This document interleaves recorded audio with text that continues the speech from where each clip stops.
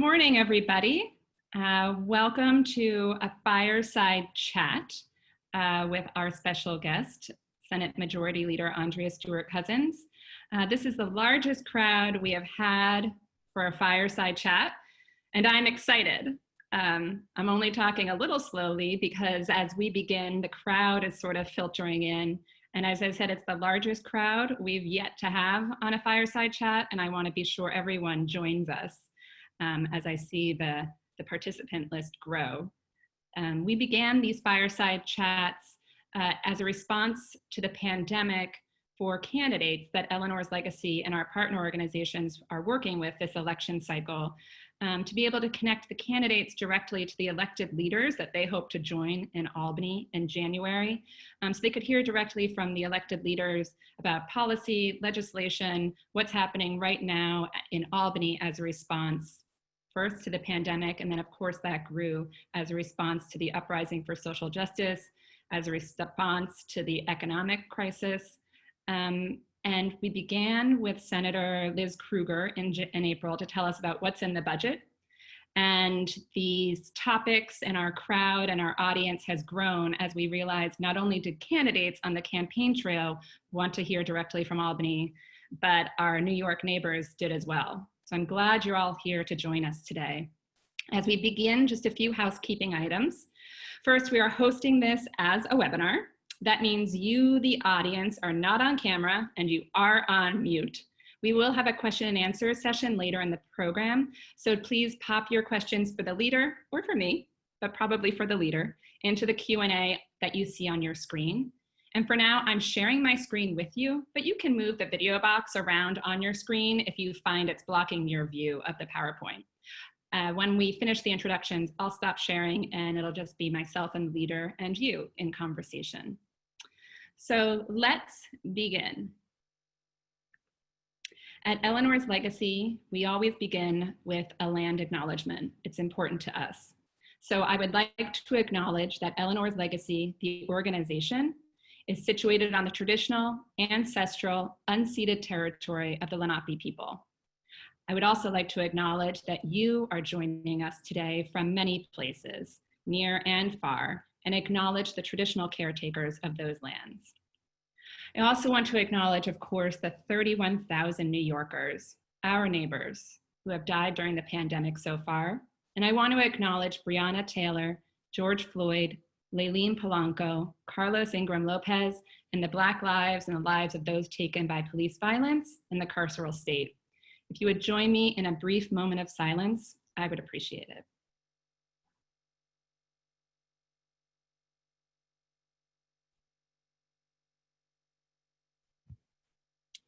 Thank you, I do appreciate it. Now, I also want to acknowledge that we are still in the month of June, and this is Pride Month. It's the 51st anniversary of the Stonewall riots, the uprising for gay liberation. That will be this Sunday. And I know there are many ways Pride will be celebrated online this year. If you have not yet found a way to celebrate Pride online this year, let us know and we'll connect you. These fireside chats, as I said, are a team effort organized and supported by peer organization. These partners include Ask Me New York, Vote Mama, and 21 and 21. I encourage you to follow them and get more involved with their communities. At Eleanor's Legacy, we remain focused on recruiting, training, and funding pro-choice Democratic women across the state at the state and local level every election cycle. We do that because representation matters, and we have work to do here in the Empire State. Let's take a look at where women are in elected office, just as a refresher.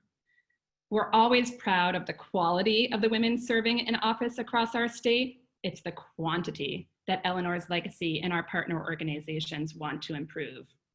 And let's take a moment and be specific and ask where the Black women in elected office are in New York State. Again, as I always say, it's not the quality of the elected women in office. I don't know that we could elect more qualified, capable leaders. It's the quantity. And we believe in electing pro-choice Democratic women because we know these women make a difference. At Eleanor's Legacy, we're committed to electing Black women to the New York State Senate this cycle and Black women to state and local office across New York in 2021. The cause endures.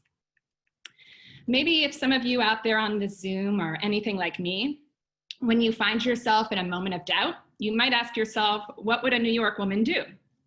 Well, a quick check of Twitter shows us what one New York woman has been doing for her community over the past few weeks. Let's take a look. Who do we have here? Leader Stewart-Cousins has stood up for racial justice. She has stood with the queer and LGBT community in celebration of Pride, and she's made sure her neighbors in Westchester are making it through the pandemic. So now a little bit about why we've gathered for the Fireside Chat, why we do the work we do at Eleanor's Legacy, why representation matters, and the urgent need to insist and keep focusing on electing women, especially Black women, who will lead the transformation that is coming for our city and state. It gives me great pleasure in introducing the first Black woman to lead a majority conference and to lead the New York State Senate, a friend of Eleanor's Legacy since the beginning, all the way from Westchester. Please join me in welcoming Senate Majority Leader Andrea Stewart-Cousins. Good morning.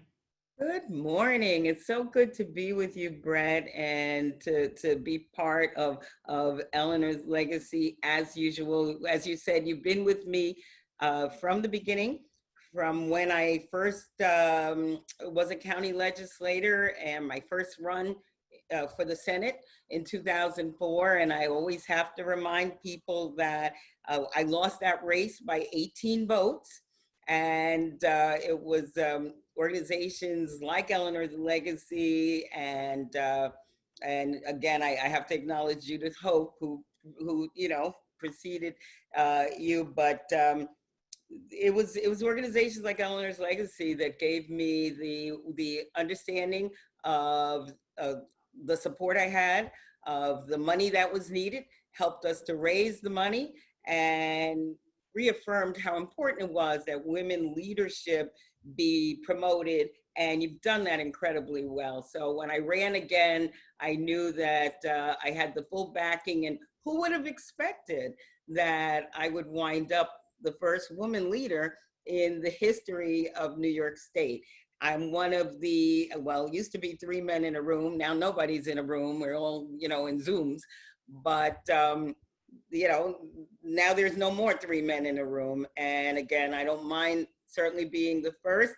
I don't want to be the last. And with organizations like yours and with your tremendous leadership and everything that the staff and those who support Eleanor's Legacy continue to do, I won't be the last. And there'll be many, many, many women in all phases of government. Our voice is so important that will be helped by Eleanor's Legacy to continue, not only to promote Eleanor Roosevelt's legacy, but to make new historic legacies of our own. So I really want to thank you and your mindfulness in saying the names around this particular area of Black Lives Matter, and acknowledging, Pride Month and, the consciousness that comes with this organization and its partners, AFSCME and Vote Mama, is really heartening. So great to be here.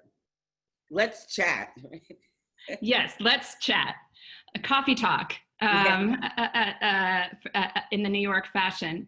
So my first question is a broad one. I have some topics for those who are listening that I would like to talk through with the leader, certainly regarding police reform, the budget and forecasting what the budget looks like for our state and how to help the localities in partnership with the state finances, and how busy her conference has been responding to the pandemic, the uprising, and these crises. So if you don't hear a topic you wanted to cover with the leader in those in that table of contents, please pop a question into the Q&A. But my first question for you, leader, is how have you been? What has it been like being the leader of the state Senate over these past 3 months, and looking forward for how long it will take us to respond and rebuild? Well, the good news, I guess, is that nothing about my service has been quote unquote normal. So that when different things happen, I've been able to adapt because I'm not really used to anything being a certain way. So when this happened, we just automatically went into a mode that people would expect us to go into, one where we are clearly trying to put New Yorkers first, the health and well-being of those of us who are serving New York, and giving quite as much flexibility as possible as it related to COVID and how we were going to respond. I will say that on March 2nd was the day that I called back the Senate. I had never done that. I've been the leader since January of 2019. And when we gavel out, we gavel out. But because the news was coming so fast about the potential catastrophe of COVID, I called the Senate back in on the 2nd at 7:30, and we voted to give the governor some leeway and leverage as it relates to how he handles COVID, which I will say he handled it very well, and $40 million, and there we were off. The next day, on the 3rd, was the first case of COVID that was identified in Westchester County in New Rochelle, which is the city that I represent. And so when I think about March 2nd, and I think about where we are now in June, where tragically, as you were saying, acknowledging the loss of lives, almost 30,000, almost 40,000 lives of the loss, almost 400,000 cases in New York. It's just incredible. No one could have seen that happen, but we adapted. After we did that, we did the social distancing, and then we went to remote, and we are able to do our sessions remotely. We've had hearings remotely. We've gone back in, and the police reforms that we're going to talk about, we did that remotely. I mean, people were able to come into the Capitol, but in terms of getting into the chamber, we've limited down to just, like a handful or so, because we found that we could do our work successfully. We can have our hearings, we can do chats like this. And obviously, the other piece of that is being in the community, handing out masks and hand sanitizers and food. I think every single member has been on the front lines with those three things. We've got hungry constituents, we've got constituents that need PPE, and we have been on the street doing that too. So it's been incredible to see the evolution in terms of even my technological expertise, but also in the way that we could serve people.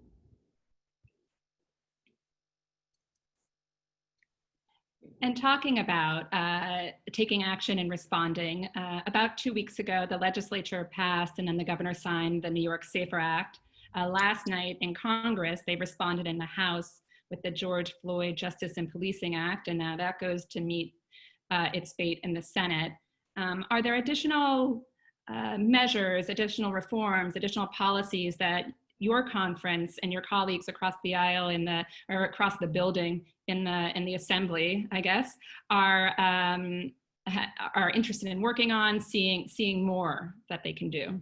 Well, I think that we probably need to tell people what we actually did. And what we did this past couple of weeks, we passed 10 bills that were specifically designed to address what we saw as a need in terms of policing. And I will preface this by saying, because I said it on the floor when we passed it and at the signing with the governor, as an African American living in this country, I said I always liken it to the fact that everybody now in the general population knows somebody who has been impacted by cancer. With police interactions that are negative in the Black community, everybody knows somebody that has had a difficult encounter or had, you know, some police brutality. I mean, it is just a fact. And for me, I said I told the story of the call that I got when I have three kids, two boys, now men. But when my youngest was 18, you know, I got the call and, you know, I had to pick him up from the police station, and then we went directly to the emergency room. You know, he had a broken nose, and it was an encounter that was, you know, it was a stop. It was a frisk. It was, what are you doing on this side of town? And then, you know, I mean, it was so ridiculous. He thought that in the frisk, he lost his keys, and the next thing you know, he's beaten up. I mean, outrageous. Thank God, you know, I was able to bring him home. But I was sitting there with mothers, the mother of Eric Garner, the mother of Sean Bell. And, you know, he said we can mention so many mothers, Kadiadu Diallo, you know, who didn't bring their kids home. And so this informed me. And the other thing I said was about my brother Bobby, who was an MTA cop. He was a Marine, or is a Marine. Nobody ever was a Marine. You're always a Marine.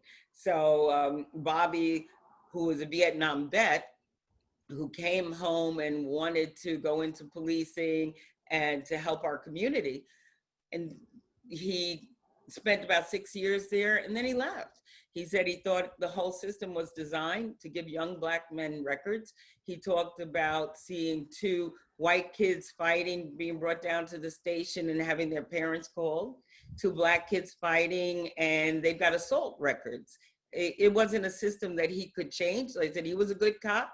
He worked with good cops, but he could not change the system by himself. And he came to believe that the system could not change itself either. So fast forward to being at this moment now, in this historic position, knowing what I've experienced, and then having a partner in the assembly, Speaker Hasty, who also historic as being the first, you know, Black person to head the assembly, and here we are at this moment. So we together negotiated and passed the repeal of 50A, and the repeal of 50A says that the disciplinary records of officers will no longer be able to be concealed.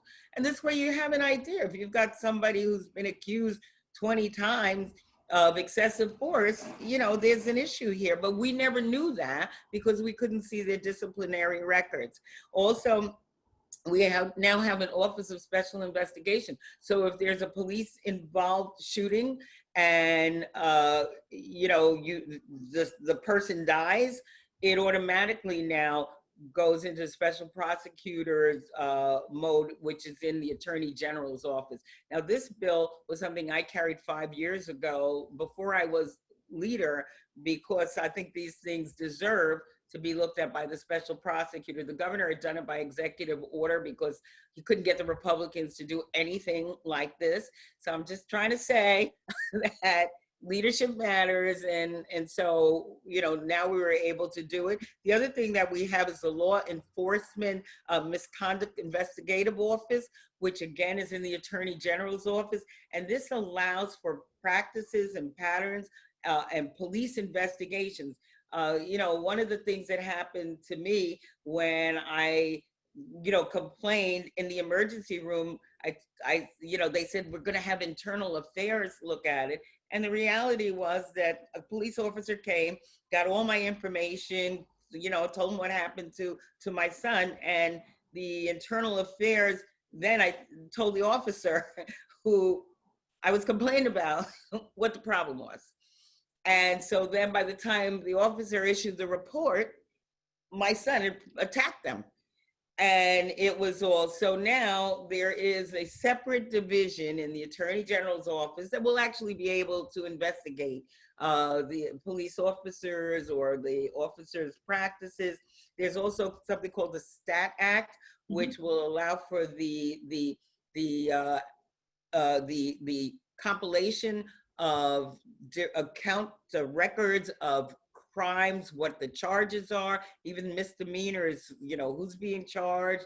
This is the courts will be able to aggregate this information, and people will take a look at who's being charged, what they're being charged for, what's the sentencing, so that we have some statistics about how we know the disparate sentencing and disparate criminal charges are put. And also there's the Eric Garner Chokehold Act, where we are banning so important chokeholds.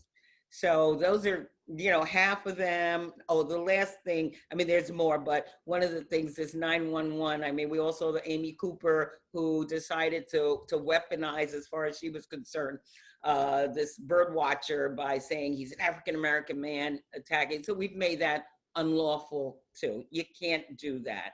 So we've done a number of things. Listening to you talk about the actions taken by your conference and your colleagues, and especially your focus on accountability, sunlight, and transparency, and connecting citizens and our neighbors directly with leaders who can make this change. What I think is important about Eleanor's legacy, the work we do and why we do in partnership with our partners, is you are demonstrating that you bring your whole self. When you were in the county legislature, I believe, is when you spearheaded the creation of the Human Rights Commission in Westchester County in a very similar way, to provide a forum and a channel for Westchesterians to seek that accountability and that justice. It's dismaying, of course, that I guess we're about 20 years, maybe 24 years past when you created the Human Rights Commission, and we're still learning these lessons and still trying to be honest with ourselves about the insidious nature of white supremacy and power structures. But I appreciate that, as I said, you as a leader, and I think your conference demonstrates this as well, that you all bring your whole selves to Albany when you go. Well, that's, so important that you said that, because, people don't, everybody brings their whole self, and usually I tell people about my, I never thought I'd be a senator, never thought I'd be in politics. My parents grew up in a very segregated and they didn't grow up in the South. My mom grew up right here, she was born in Harlem in the North. But as a woman who was only, expected to be a nurse or a secretary or something, she typed 100 words a minute, but because government did not allow, or it was just, she as a Black woman could not work in a corporation, and government sanctioned that type of segregation. And I also say my dad, who was a World War II veteran, Purple Heart, Bronze Star, fought and bled for this country, when he returned, the GI Bill didn't apply to him. So whereas there were white GIs who were given homes, and there were actually covenants in a place like Levittown that said, you cannot have Black people here. And so his direction was public housing. That's where they let vets like my dad live.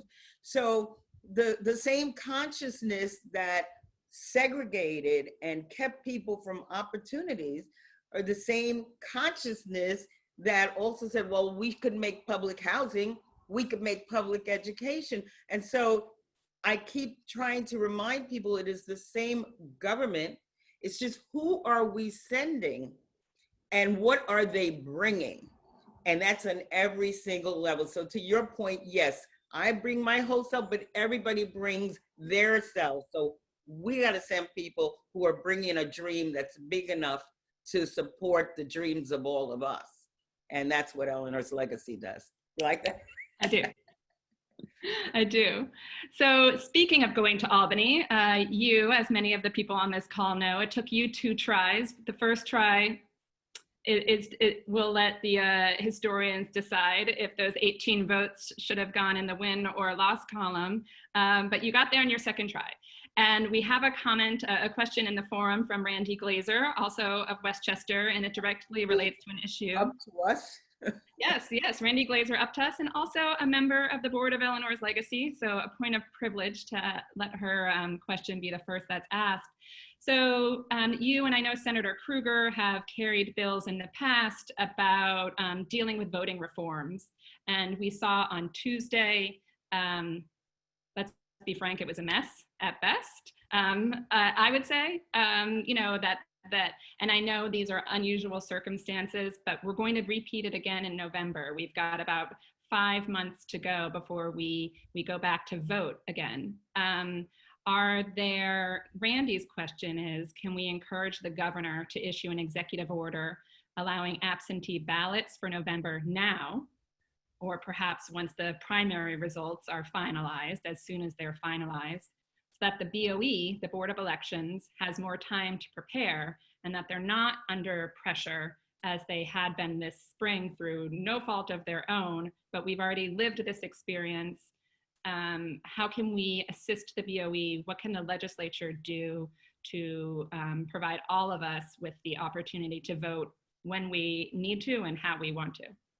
Yeah, I certainly agree, and hello to Randy. This has been tough. I sent for an absentee ballot myself because again, the governor did the executive order allowing, and just to kind of wind back a little bit. Again, the reason why we had a June primary was, again, our conference under new leadership combined the primary days because the federal primaries had been in June because of the absentee ballots coming from the military. And we in the state and congressional races were in September. And so it was quite a big expense having, 2, 3, sometimes 4 primaries. So under my leadership, we combined that. So that's why it's in June. The other thing that we did is we created early voting, something that people did not have in this state until the Democrats took over, and then we passed the early voting. So this is good. The other thing we did was pass legislation that will allow for vote by mail. Other states have it, we did not have it. This is a constitutional amendment, however, and in order for us to make that change, because it's a constitutional change, we have to pass it in 2 consecutive legislative bodies. So we passed it, the vote by mail, during 2019. And then after this cycle is over, God willing, we are still in the majority, we pass it again, and then it will go to the people who will decide whether or not they actually want to vote by mail. That is why the governor had to do an executive order in order for us to get absentee ballots, because our Constitution does not allow for us to do absentee ballots unless we are, going to be traveling or technically ill. But because of COVID, he was able to expand it but he couldn't send the ballots directly. He had to send the application. So that's why we would require another executive order. I can't do a bill right now because of the constitutional constrictions. But yes, we can ask him to do an executive order that will allow for there to be bigger preparation, because I had sent for an absentee ballot. I didn't use it. I actually went, stood out there for an hour and a half, but I was required then to, when I said I didn't use it, I came to vote in person, and they still made me fill out an absentee ballot because they couldn't figure out how not to do anything about if I had really sent one. So it was quite, and we've got 60,000 ballots to count. So the sooner we can start it, the better. I will urge the governor to do it as soon as possible. And also, I don't know if we have enough machines, if the board has enough machines to process all those absentee ballots, because in a COVID world, the number of polling places were condensed. So a place like Yonkers, which is the biggest city in Westchester County, and I know, you dealt with New York City and that was a whole nother thing, but for us, we wound up having, instead of 50 some odd polling places, only 9. So yes, and so everybody who wasn't in the polling place where they were normally assigned also wound up filling out bunches of affidavits. So there's a lot to unpack here, and the sooner we can unpack this particular primary and get on to being able to really have a robust participation, as well as a smoother, voting process, we're all in for. It's excellent to hear because we vote a lot in New York. Yes. And we want to vote more. And the mail-in ballots really were incredible. The participation rate is unbelievable. Yes. Yeah. When they received the ballot in order to vote, it seems to be unbelievable participation, which is heartening for all of us who are on the call and in partnership to encourage people to engage by voting as the first and most important tool they have. I think Randy's suggestion is an excellent one to move as quickly as we can once it begins. So I have a question here from Shaniqua Moore, and it ties into one that I was going to ask. Your activism, or at least your adult life activism, began when you took to the streets and went to City Hall in defense of and fighting for daycare and childcare when you were a young mother with a young child.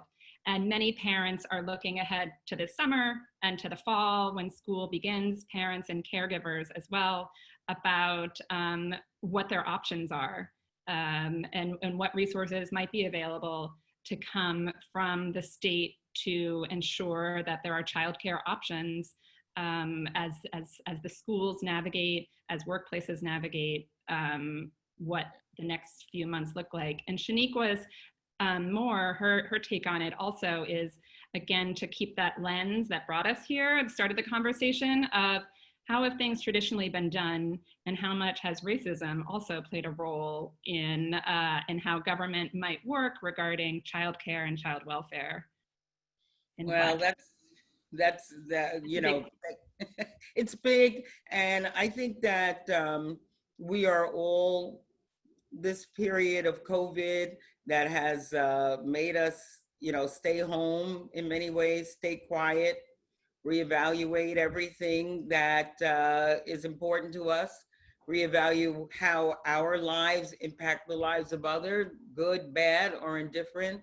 It has allowed us to see the other pandemic of racism that has for too long, infected this nation and impacted everything. And so I think what Shaniqua is saying is important, that people understand, yes, we need police reforms, and yes, that is a huge issue because, again, once you have a record, then all kinds of doors are closed to you, and it's bad.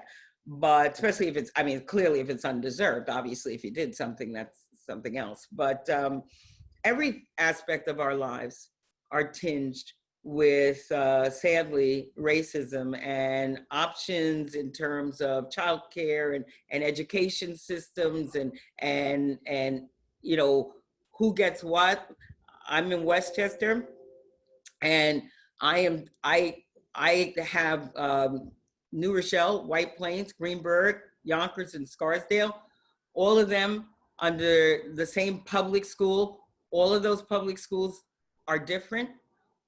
The amount that is offered in, a Scarsdale is so different from what's offered in Yonkers. It's incredible. But childcare options, so much of it's looked at, subsidizing people, again, from this, we were subsidizing people to stay home, or why can't they just have, their aunt take care of the, and a lot of times they're looking at the world in ways that don't exist anymore. Mrs. McGillicuddy isn't there on the stoop waiting, for Johnny to come home. She's working usually, we need to acknowledge where we are. So we as a Senate with 14 women out of 63, we are really impressed by the numbers, and we know our through our partnership, we will have even more, but we bring that kind of acknowledgement of the importance of childcare. That being said, subsidies and all that costs money.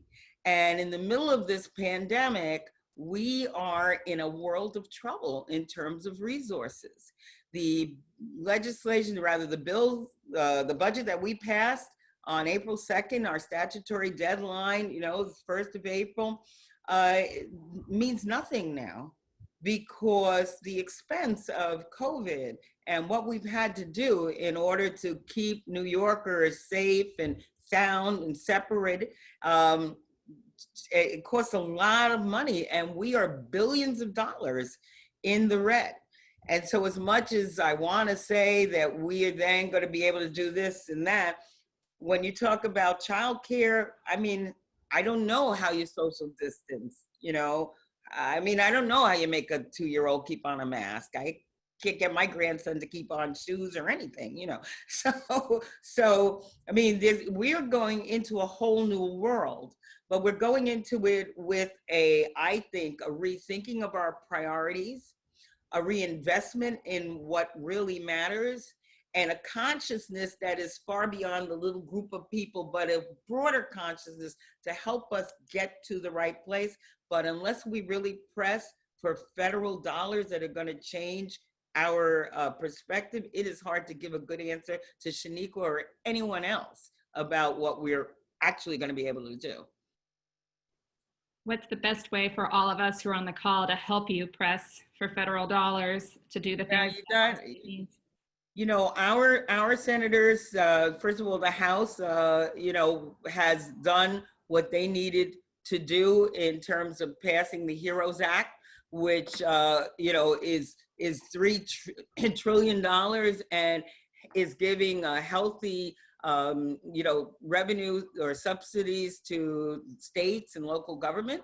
But the Senate has not, under Mitch McConnell, has not done anything like that. And our Senator Gillibrand and Senator Schumer have been fantastic. And I thank Senator Schumer for, advocating for the package that gave state and local governments and education and so, as did Senator Gillibrand. But unless people can get these other mostly Republican members to decide that they need to help state and local government and education and give us infusion of cash that will help us to regain our stride, we're going to be in trouble. Sadly, because the coronavirus is now hitting a lot of these states that are represented by, Republican senators, I think they will quickly and unfortunately see the type of economic toll this takes on a community. And I hope that will help them to be more responsive. But if anybody knows anybody in these other states, call them.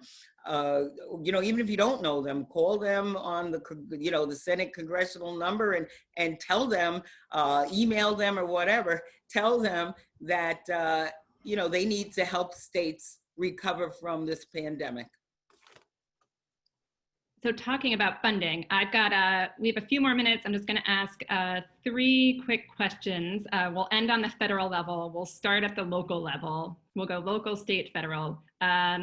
Claudia Bramer running for assembly up in the North Country. So they already socially distanced by definition in many ways up in Claudia's future assembly district. Is there any talk, she wants to know, is there any talk of amending open meetings law to allow for virtual public meetings beyond the governor's executive orders? Yes, I think it's important to know that we continue to come back and we continue to look at those things. I want to think, and I'll double check it. I want to think that we either have done something like that or will do something like that. But obviously in this virtual world, anything that helps to create the transparency. This cannot be an excuse to, huddle in the dark and do what you want to do. So I will certainly double check that and circle back with you, Brett, just to make sure. But I certainly, our committee hearings, everything that we are doing based on our policy internally is now, available for everybody. And we're not doing anything in the dark. Hearings, committee meetings, all of that. Mm-hmm. And the federal question, and I guess another sort of, we'll end where we began, which is a perspective from you. The federal question is, who should Joe Biden pick as his running mate? I have, I'll be like everybody else. I think that we are in this pivotal point. I think people's consciousness is raised. I think he knows that he has to win because we have to restore not only the dream of America, but the soul and the spirit of America. And that means, one nation. It means equal justice. It means all those things. And we are actually, as far as I'm concerned, fighting, a civil war of sorts yet again.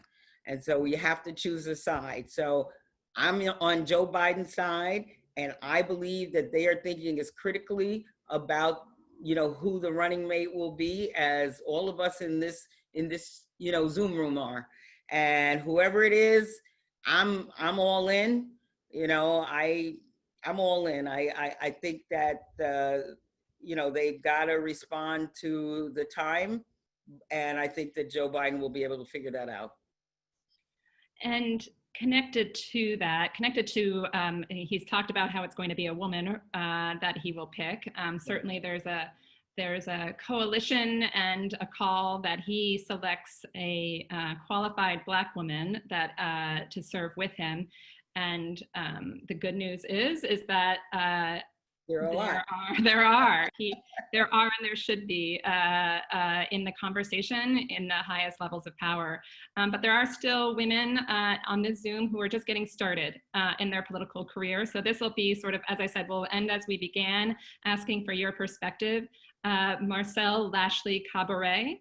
Her question is, she's a Black woman running for city council in a district that's only 3% Black. She's optimistic that she's going to be able to make her case directly to voters on the issues and see her capabilities and qualifications.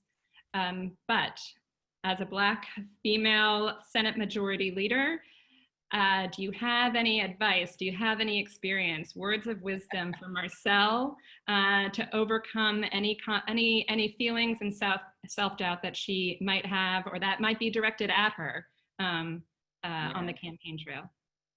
Well, Marcelle, congratulations for choosing to win. Smart to be involved with Eleanor's legacy. That's all these things seem really good. I don't know much about her, but obviously the understanding that she's got something to bring must be driving her. So I always tell people that, number one, you have to be secure and sure about who you are and what your message is. Because especially when you're new, people have no reason to listen to you unless you have something to say. And you have to be able to tell them what it is you believe in you would make their lives better. And in order for you to do that, you have to believe that yourself. So you have to be confident, you have to raise money, you have to know that every single vote counts. You heard Brett talking about my 18 votes. Every vote counts. So you've got to reach and touch every voter that you can multiple times. You also have to be authentic. I mean, that is what I found. I mean, I didn't always represent this district. There was no woman that ever represented the district. I'm in Westchester County. I unseated a Republican. The district was not drawn for me, but I had those things that I told her to have, and I had a record. But I also just told people the truth about what they could expect from me, that I would be representing them and only them. And I was authentic and people believed me. So be yourself. First of all, know yourself, be true to yourself, believe in yourself, and be yourself. That's my recommendation. I don't know if you need this boost of confidence. I hope you feel from the people that have gathered here on this Zoom that you can sort of feel the vibes that feel fortunate that you are our leader in Albany. But I do want you to know that Judith Simmons in the chat, and it has gotten a lot of snaps and applause. She recommends ASC for VP. Wow, I am honored. As I said, I think there are so many talented women who are being considered, certainly so many talented women of color. I tell you, I've been fortunate enough to have heard this before, and people. And look, I don't believe, I don't know. Like I said, I can't predict anything. I couldn't even predict anything, about, as I said, ever being in this space. I feel incredibly blessed to be able to have this supportive network of sisters, and people will give us a boost when we need it. People will correct us when we need to be corrected, and have enough faith in us to say, you go girl, you can be whatever you want to be. That's what I want to give to everybody who's involved in Eleanor's legacy, and every other person who knows that they could contribute to this conversation wherever they fit. So thank you. And let's all win in November. Win in November, and show up where you need us. Yeah, you give us the instructions, we'll fall in line, and we thank you for your time. It was really generous of you to join us. For everyone who did join us, stay tuned. There'll be more fireside chats with New York women leaders from across the state. And thank you, leader, as always. Thank you so much, Brett. It's been a pleasure. Bye. Absolutely. Be well.